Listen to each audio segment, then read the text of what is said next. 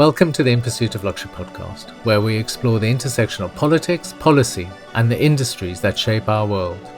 I'm Sean Borstrog, and today we're bringing you a special episode recorded at the Honest Luxury Conference, where we dive deep into the evolving landscape of sustainable luxury and authentic craftsmanship. Today, our host is not me, but James Campbell, Marketing Manager at Intellect Books. James is joined by Margaret Macleod, CEO of Tweed Hebrides, who leads one of the most iconic textile companies in Scotland. Under her leadership, Tweed Hebrides has maintained centuries-old weaving traditions while building a global brand that represents authentic Scottish craftsmanship and sustainable production methods. James is also joined by Ritchie, the CEO of Crombie, the legendary British outerwear company known for their distinctive coats and commitment to British manufacturing excellence. Together, these conversations will explore the challenges and opportunities facing purveyors of luxury goods today, the importance of supply chain transparency, the role of heritage in modern business, and what honest luxury really means in practice. Good afternoon, everybody.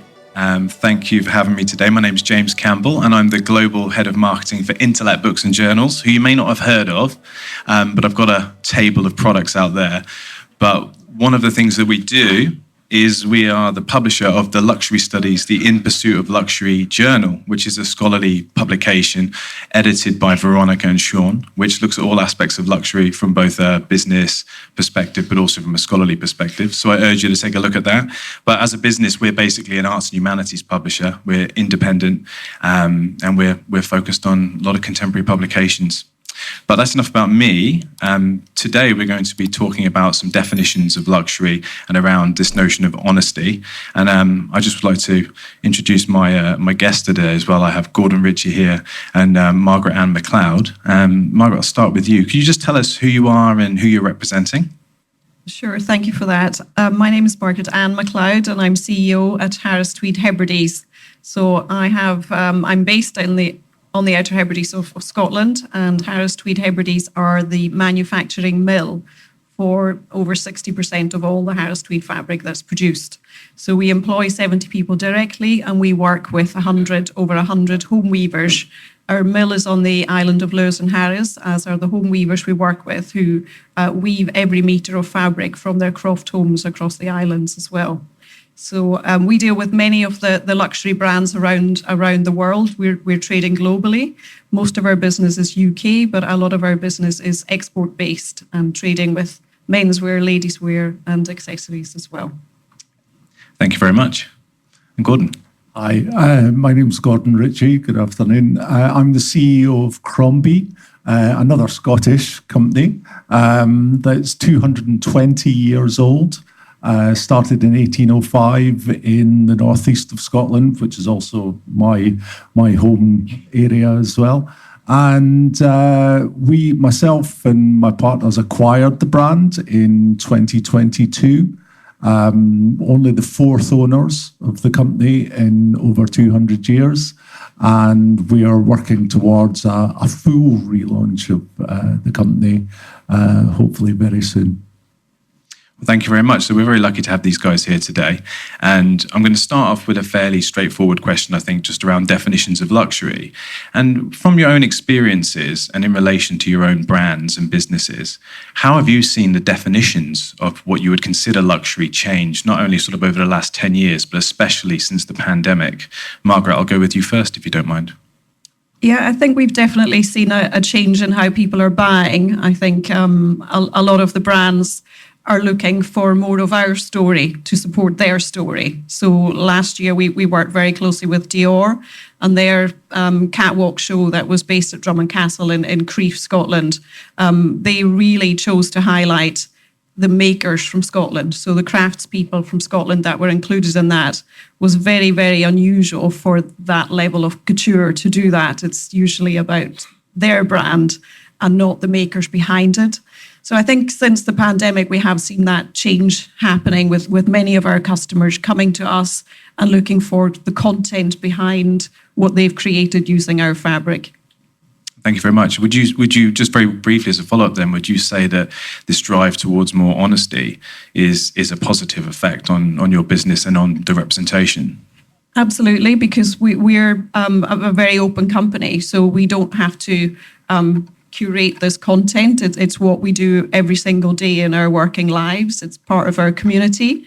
So Harris Tweed is not a private company. It's not a business. It's a brand protected by an act of the UK Parliament, which is effectively a law that states how it can be made. So Harris Tweed as a brand can never be owned or sold. So we are very authentic, and the community behind that very famous name is a very small community. So we're representing and taking forward our brand for the people of the Outer Hebrides at this particular time. Thank you. And Gordon, what about yourself? Well, I think, from a personal point of view, I think the definition of luxury has sort of changed over time and has become, let's say, pre-pandemic, very much associated with money and with expense. And the more expensive, if something's expensive, it must be luxury. And I think that's kind of sort of devalued luxury in a way. And then all of a sudden, everything's been described as luxury. And this was something that I think was spoken about previously at the last conference. But I think, with the pandemic, and I think it's reflected in what Margaret's just saying as well, that it's now becoming much more important that luxury is authentic and that it's honest, which chimes again with the theme of the conference today. Okay. And it's, we've spoken quite a bit about some of these big brands today, like the likes of Gucci, for example. And do you think that they're almost like trying to find, working with companies like yourselves or, these bigger brands or bigger box luxury brands to try and attain more authenticity and sort of like cottage industry type authenticity? Yeah, I've just been emailing one this morning. Okay. So I'm not going to name them. Watch this space, right? I have a feeling it probably won't go anywhere because they do want our content associated with their brand, but we are a slow textile, like slow food. So I can't rustle up hundreds of meters of Harris Tweed tomorrow or in a week. It takes time to make every cone of yarn. It takes time to warp. It takes time to hand weave. And a lot of these brands want our content, for example, or brands like Crombie with huge heritage, but they're not willing to wait. What can you get into my office tomorrow in London? They're not even prepared to wait for the overnight ferry that goes to the mainland of Scotland to then take it to London. So 2 days is too long. So, an interesting challenge. Very interesting. You mentioned your conversation this morning because we've also had a phone call in the past couple of days from a brand that everyone in the room would know, interested in working with us as well. So exactly, they're very interested in trying to find or generate more content and stories around authenticity, whether they're able to do it themselves or not. They want to be associated with it. And we'd love to work with them. It's just they need to adjust their expectations. They need to understand how our processes work along with theirs. We'd love to do it, but I suspect it'll go the same way as last season's collection for them went as well. But we'll keep trying. So it sounds like there might need to be a bit more education around some of these traditional like metrics or barometers of luxury as well, like craftsmanship, heritage. It's not just sort of exclusivity and price. Exactly. The craftsmanship takes time, and we've spoken about that with some of the other speakers today who produce beautiful products. You can't just do that overnight. It depends what you're making, of course, but I think you have to understand what is being made, how it's being made, where the raw materials are coming from, what the individual crafts involved are in making, whether it's a fabric or a piece of jewellery or whatever. But yeah, that understanding behind what you're purchasing, whether that's B2B or B2C. Yeah. And in the last 10 years, have you both noticed maybe a shift? Do people perhaps understand the processes and the time that goes into making the kinds of products that your brands are associated with, or are people moving more towards the sort of fast, instantaneous, and not really understanding the techniques and processes and how long it would take to create that luxury item? I mean, my experience very recently is that the actual consumers and the public and the people who want to buy from you, whether they've been customers in the past or even new customers, they're quite well educated about the process. And I think, social media, the internet has educated a lot of the public about the time it takes to make things and the process, and that you don't necessarily get things immediately. We're not Amazon. We're never going to be Amazon. And but I think partly coming back to the brands, obviously, that have been contacting us, they don't have the patience that maybe their consumers were, or aren't approaching it in the same way. Like, they want everything now, they want everything immediately. But I think their customers would actually appreciate the time it takes to put these things in place and to get these things. Your brands are sort of synonymous with heritage, craftsmanship, tradition. Now, do you think those things are sort of now synonymous with sustainability within luxury, or do you think you're in a good position to sort of benefit from this drive towards this notion of honesty and sustainability within luxury? Well, Harris Tweed has the original authentication certificate. So every orb label that's produced is a certificate of authentication. Unfortunately, in the world that we trade in, that doesn't mean anything. It's not B Corp. It's not Okie-Tex. It's not got we haven't. It's not got the same status in terms of what buyers are looking for or corporations are looking for, as perhaps more modern versions of certification. But it's really quite difficult to trade in these markets when you are a small producer and when you are relying on craftsmanship or craftspeople coming together to create that product. So demonstrating that model when our buyers are looking for like RWS standards for wool is a normal one, but that actually relates to Southern Hemisphere merino wool rather than British farmed hill sheep, where your average flock is only 150 sheep, not 5,000 sheep, and we only use 100% British farmed wool. So the narrative and the craftsmanship and that relationship with that sustainability agenda now is challenging, but for us, I do feel we have the building blocks. What we're doing is very authentic, and we are a sustainable island-based industry using only British farmed wool.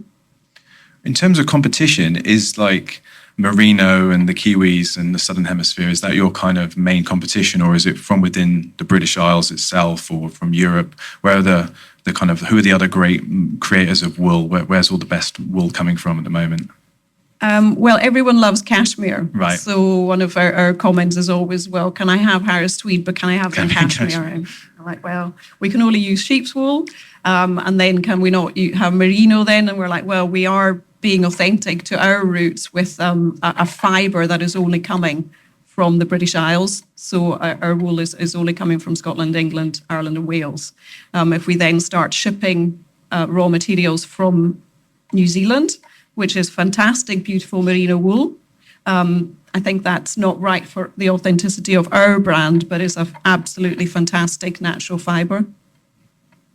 And how about you, Gordon? When we first acquired the brand, there was quite a lot of press interest, and did quite a lot of interviews, podcasts, etc. And one of the questions that we would always be asked was, what's the sustainability policy for the company going forward? And it wasn't something I thought that we needed a policy almost of, because Crombie by its nature is very, ethically driven, sustainable, by always using, making in the UK whenever possible, using the best cloths, the finest quality, from the buttons to the thread for the stitching throughout the product. over the years, we created products that have lasted 50 years, 60 years. We still get people almost every day contacting us saying, I've got my grandfather's coat. I've just found this coat in the wardrobe. It must be from the 1920s or the 1930s. It still looks immaculate. It looks absolutely brilliant. So it feels like we are sustainable by the nature of what we do. But it is very important that we maintain that going forward, and we should maybe talk more about it. But it's built into the company's DNA. So you would never think about reducing quality or changing any of the processes to allow for more mass market distribution, let's say? I mean, that's not on the agenda at all. I mean, I've been asked to sum up Crombie in one word, and the word's quality. That's what Crombie's associated with. That's what it's known for. And it's the one word that sums up the brand. We're in the Oxford English Dictionary as the definition of a man's overcoat. So I think, we've got that standard to live up to going forward, and to maintain. You've got some brand equity there, it sounds like, for sure. Well, speaking about craftsmanship and quality, really, and then going back to this topic on honesty, how do you honestly assess the value of this craftsmanship? I'll carry on with you first, and then we'll go to Margaret. It's a very hard question, and I don't know if I have an answer to that at the moment. It's something that I suppose as we bring the brand back out into the world, time will tell as to the value in that heritage and authenticity that we have, and the brand equity. It's very hard to say at the moment. Well, you may not be able to comment on this yet, but with this notion of honesty and with the not necessarily rebranding, but with the relaunch, will this notion of honesty and some of these things that are driving luxury and these conversations now, will there be in your kind of marketing appraisal when you're kind of thinking about how you do relaunch? Will you be thinking about? I mean, it's very important to us to be honest and to be authentic, and we are. That's what the brand's built its success on. So that has to be key going forward. And it's really what we're all about. I try and be very honest in my own way I conduct business. And I think that's really important too, that as a business and as a company, that we are very honest and authentic in how we operate as a business, and not just, focus on the product, but in everything that we do. Okay, thank you. Margaret.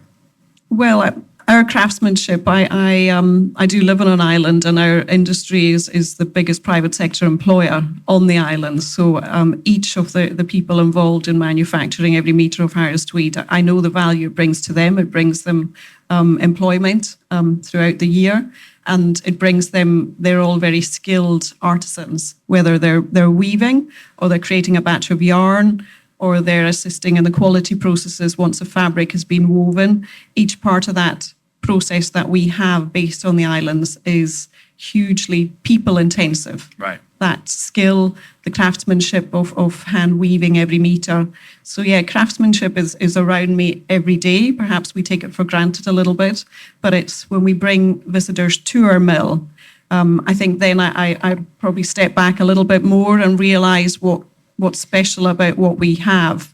But it's always challenging to translate that reality of our day-to-day into a narrative that sells fabric, that continues to sell a very famous brand. So, yeah. Well, a slight tangent. I live in the United States, and I was recently in Colorado, and I was doing a bike race there, and there's a brand, and they only make titanium bike frames called Moots, and each frame is worth maybe $8,000. When I say a normal bike frame might be $1,000, so quite an expensive thing, and they're all hand-built right there, Steamboat Springs, Colorado. And speaking to the manufacturers and speaking to the welders when I was going around the factory there, they were telling me that they can almost, even though they're the highest paid people more or less in town, very few of them are actually able to live in the town anymore because of gentrification and people wanting to live there because of values associated with that brand, with the outdoors and things like that. So even though that they're very well paid tradespeople, they're struggling to live in the place that they work, and it just really kind of blew my mind. So talking about this value of the product, but also the value of the staff and people like that. Have you either of you experienced any of that, like where basically the gentrification or other factors are actually pricing people out of the place that they work or operate? Absolutely. I think in the world where sustainability is so important, we forget about social sustainability and community sustainability around these industries in the luxury sector, because there generally are people intensive. Yes, we have some machinery, of course, but you need people to be skilled in their craft, operating that machinery, and to take the care and to be living in the communities. So from where I live, it's absolutely a drain of young people. Once they finish school, they leave, they want to go to the bright lights of the mainland, and not enough of them come back. And we also have the second home issue going on. It's a very beautiful place. So people perhaps 50 plus and retiring come and move to the Isle of Skye, the Outer Hebrides, the remote parts of England, which is great, but you need to have people of every age living in communities to have thriving areas for people to live and work in. So if we're not able to have regular year-round employment for the home weavers and for the team in the mill, that's a problem. We're going to lose our staff and we will lose our brand. And that nearly happened as recent as 2009, when our very famous industry almost collapsed. And we've done a lot of work. My company started in 2007. We've done a lot of work in bringing back skills, bringing back training, bringing a younger demographic into the weaving population and the mill team as well. So we continue on that journey. But yeah, you need vibrant communities, and you need people to be able to live and enjoy their lives in the community to help create these luxury products we've been speaking about today. Okay. I mean, we are very focused on manufacturing in Scotland as much as possible, but if not in the UK. And one of the issues that I see we're facing is skill shortages and manufacturers disappearing. They've operated, they've had a successful business, and they're at retirement age, and there's no one to take over the business. And I think it's really important that we focus on finding a way of attracting new, younger generations into manufacturing and into craftsmanship and into making things and making them in this country. And I don't know what the answer is and how we do it, but I think we have to make every effort to really make it an attractive industry on the manufacturing and the craftsmanship side of things, to attract a new generation into the industry in this country, in the UK. It's almost like to maintain your luxury status, you have to reinvest in the building blocks. With both of these brands, do you feel in the world there's probably this transition where fewer people are going into their parents' traditional crafts, and a lot of these crafts like weaving have been handed down through the generations?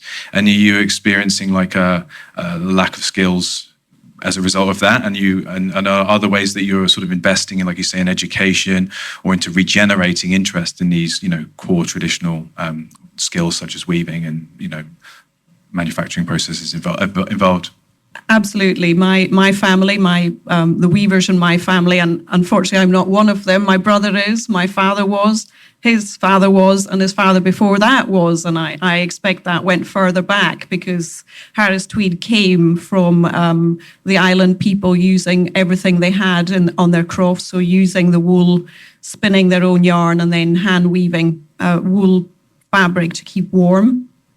But for us, we've done a lot of work. That intergenerational learning within families has gone effectively. It's still there sometimes, but it's not as same as it was even 20 years ago or 30 years ago.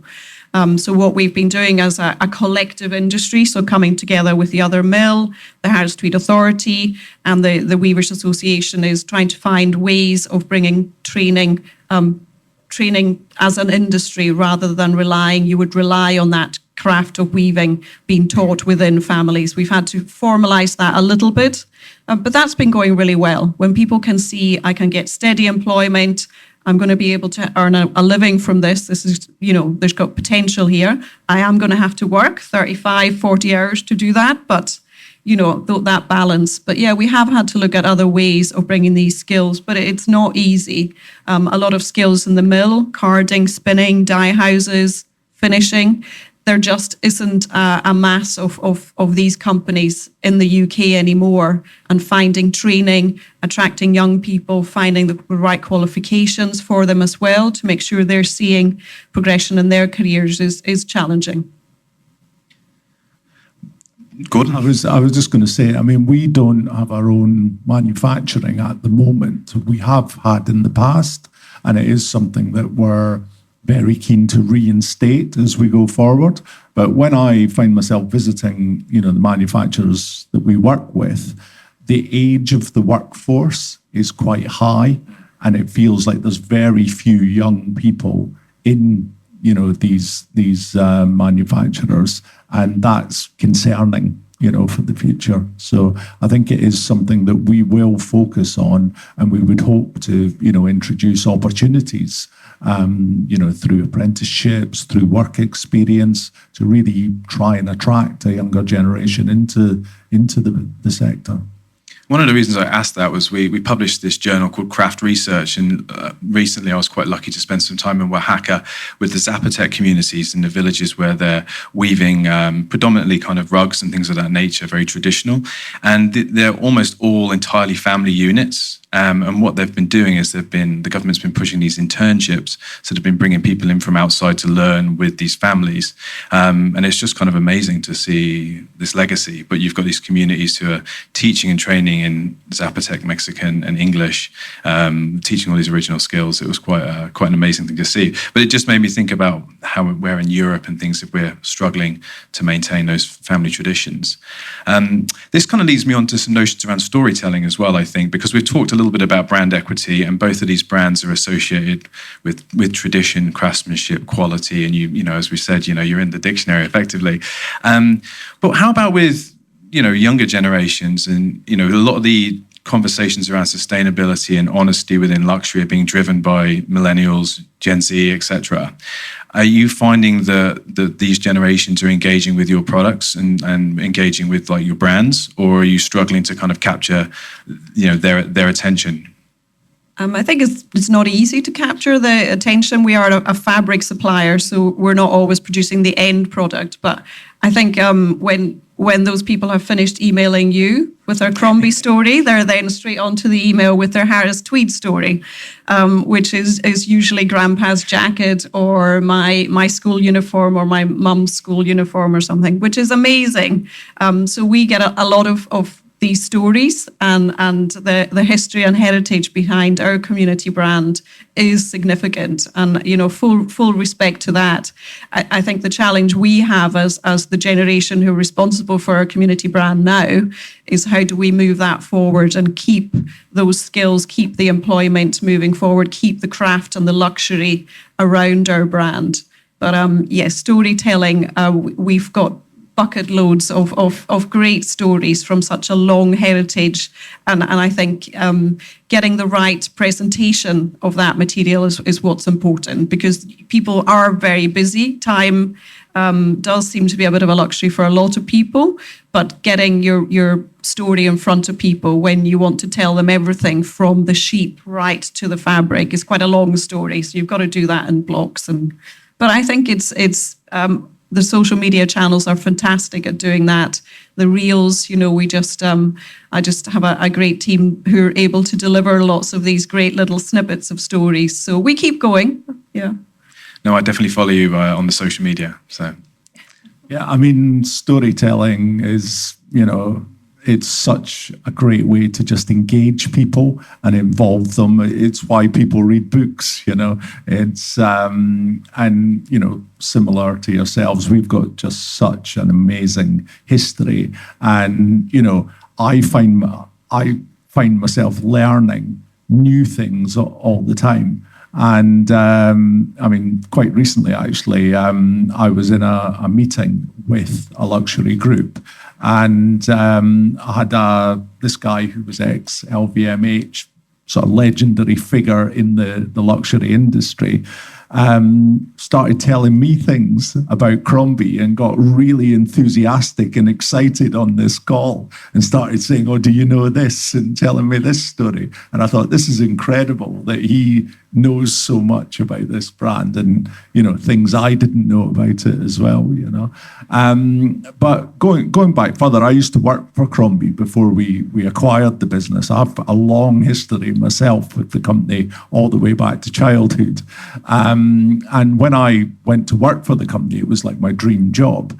And I was tasked with building a new wholesale business for them internationally. At the time, they hadn't been in the wholesale business for 20 years.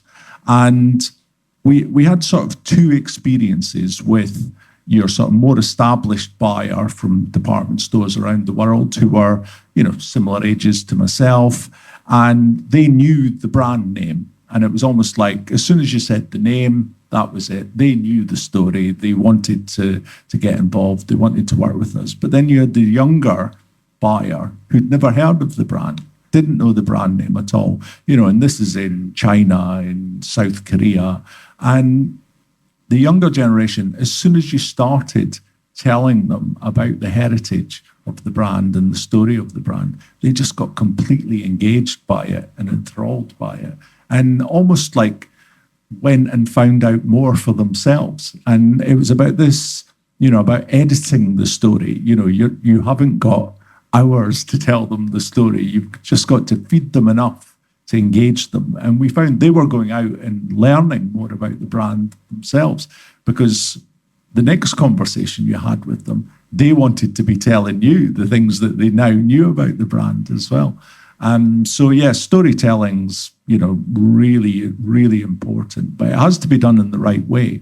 I found with Crombie, when I worked there before, it was almost like they'd narrowed down their storytelling to, say, 3 stories that they just told over and over again.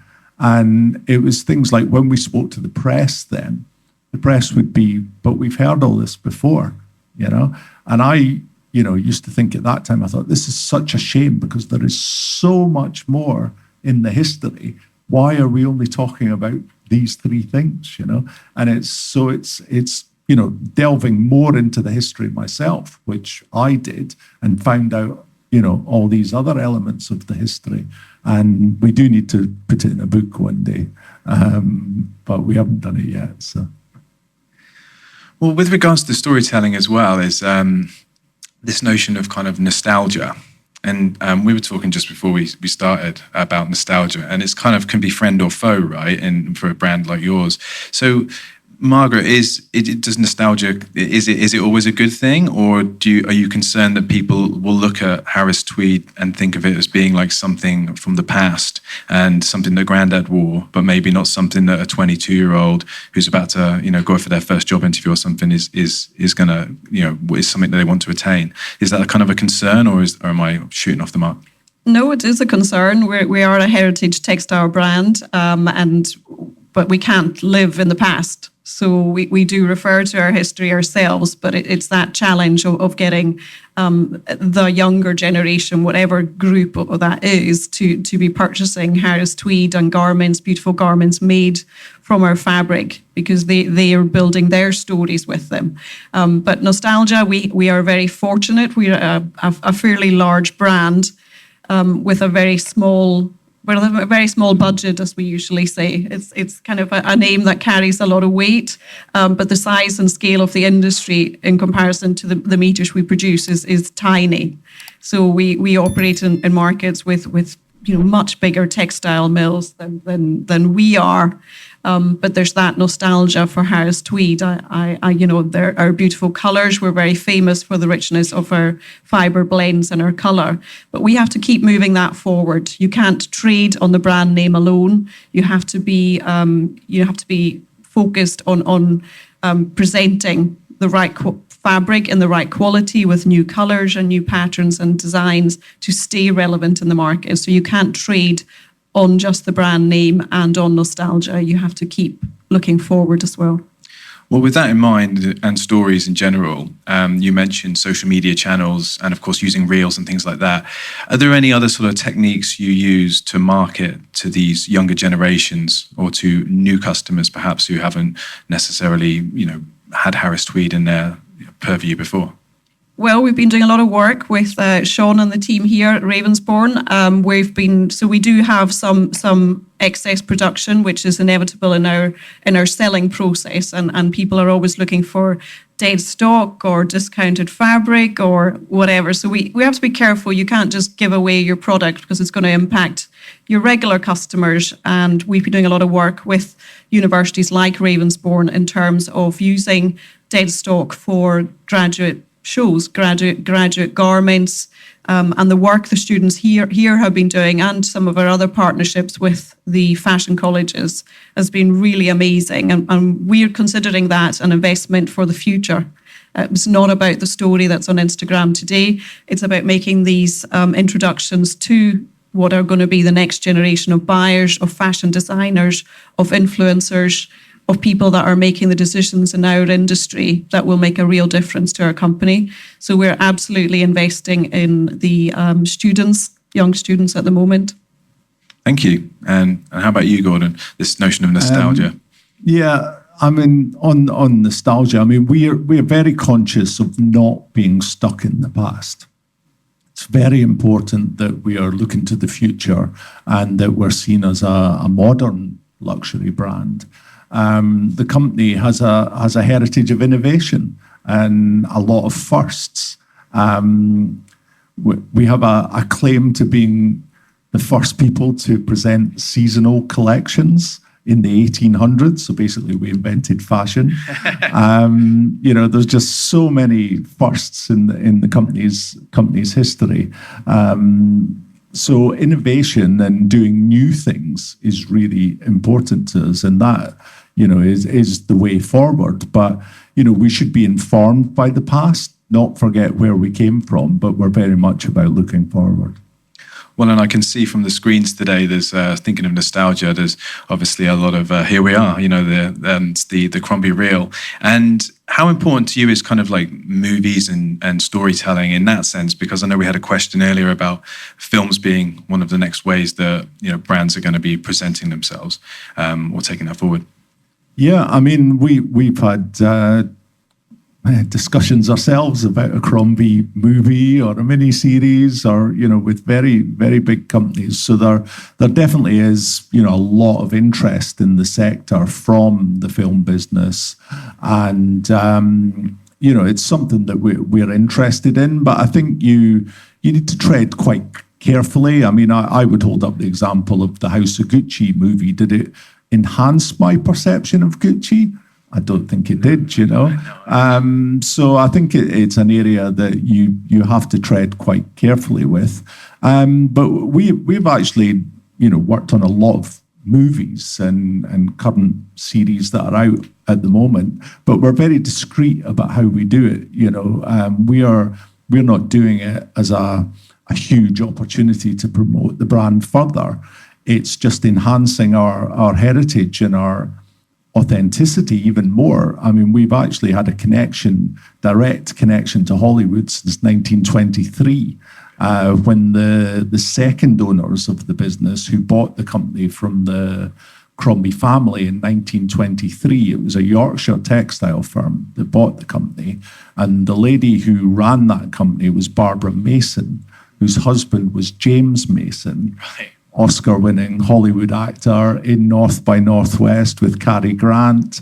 So through that connection, Cary Grant was wearing Crombie and all the Hollywood actors began to wear Crombie coats. And that's continued right up to this day. And when I say we're working on a lot of movies, and we have done over the past little while, we've not gone out and sought that business at all. They've come to us. And that's been movies with Brian Cox, Vincent Cassel, Pierce Brosnan. And every single inquiry, they've come to us because these people, the actors themselves, have suggested that they wear Crombie coats in the movie. It's very interesting. Well, with that in mind, of all these different examples when Crombie's been on the screen, have you got any particular favourites? Are there any particular scene or a particular actor donning a Crombie coat that really sticks in your mind? Well, a typical politician's answer, I'm going to change the subject quite quickly and actually move on to the fact the Beatles, actually, for me personally, is a much more significant moment than maybe any of the films. Although I quite like Vincent Cassel wearing his Crombie coat, being a personal fan of his movies. But with the Beatles, for instance, when not particularly been a particularly big Beatles fan all my life. I'm probably more of a fan now. But when I went to work with Crombie previously, we were approached via Bloomingdale's in the US and asked, would we be interested in working on a project with the Beatles and with the Apple Corporation. And I was basically handed by Bloomingdale's the opportunity to take full creative control over creating a capsule Crombie collection based on the Beatles in 1964, coming off the plane at JFK. So we all had to be approved by the Apple Corporation. It was a great experience, just really nice people to work with. And, it was delivered, sold fantastically well. And we got an email from Ringo telling us just how much he'd loved the collaboration and thanking us very much for working on it. So that has to be my kind of favourite on the entertainment side of things. Very cool. Thank you very much. And how about you, Margaret? What about with Harris Tweed? Is there any on-screen type? Well, unless anyone speaks the Gaelic language and watches BBC Alba, who have put together a soap opera on our industry, but I'm really hoping nobody has seen that.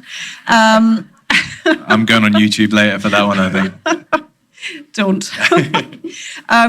We're involved with various projects, Outlander and of course, right, yeah, quite a few famous films and other productions have used our fabric. It's not always easy to get credited. You guys have a kind of fool the Crombie coat.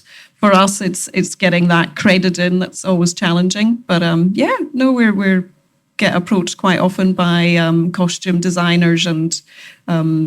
We've supported one of the operas that was here in London as well. So, yeah, it's a good sector. Okay. I want to talk a little bit about supply chain, just very briefly. And but basically, obviously, with lots of different new technologies, blockchain, things like that. And obviously, we were talking a bit about that earlier with precious gems and things. And we've got this ability to, hopefully there's a bit more transparency with where things come from and where they end up and who's been involved in the production and manufacturing, whose labour's gone into it and all of those things. Do you want to just talk a little bit about that within the industry in general, both yours and then just luxury in general? Is that something you think is going to be really important moving forward in the future? Is it something that you're invested in, or is it a bit flash in the pan? Well, we have got digital product passports coming our way in 2027. What joy that will be. However, we have a very transparent supply chain. So although it's because of the amount of wool we use in our blended yarns, it's quite difficult to take you back to a farm where there's 150 sheep. But we are only buying from British sheep farms. So our the origins of our fabric are entirely from this country. The miles travelled are low. So we actually have a very transparent supply chain. Other than 100% pure new wool, nothing else is involved in making our fabric. So I'm not concerned about it. I think we have a very open and transparent supply chain. Once we find out what exactly we need to be doing for these digital product passports, then I'm not sure we have all the exact data they're looking for or how much value it's going to bring. But we're really hopeful, actually. We have the information. We know our supply chain right back to farms very, very well. We work very closely with British Wool and all the farmers that supply into that system. So we've got a very, very clear supply chain and manufacturing process in terms of who's doing what and what's happening. demonstrating that and having the right data on carbon footprint, on energy use, and those things will be the challenge for us before 2027. But I think that's great. We've got a great story and we've already got full transparency. And I'm hopeful, actually, it's a little bit of a challenge right now. But I think the other side of that will be, well, I'm hopeful the end consumer can instantly see from this digital product passport how their garments or their bags or their shoes have actually been made. And I think we will absolutely benefit from that. Thank you. Yeah, I mean, we're the same, really. We are very focused on where we source things from, that they're genuine, authentic in the UK. I know, as you're talking there, I'm thinking, well, I know the people that we get everything from, and the people that are making things at the moment. But obviously, as we grow, that's not going to be the case. The small limited edition that we are producing at the moment, we do a collaboration with Grace Wales Bonner, the designer. And, even there, we are having to provide certificates and, the background. But I think it's becoming more and more expected. Yeah. And I think the new regulations that are coming in from the EU, which have then been reeled back again, and, once that sort of clears and there's decisions made on that, it's going to be necessary to have these digital product passports and put them in place. So we have to embrace it. And we'll deal with that and get on with it, because we are confident in our supply chain that there's no grey areas, and we don't want there to be any grey areas in the supply chain either. Thank you very much. And it seems like transparency is going to be a big part of this honest luxury. And I think that might be all we have time for today. Is that correct? Okay, right. Well, look, thank you both very much for your time and for talking about your brands and about these notions. Does anyone have a question? Maybe a question? One? Yeah, well, it looks like we do actually have time for one or maybe two questions. Does anyone have any questions? No. Oh, please.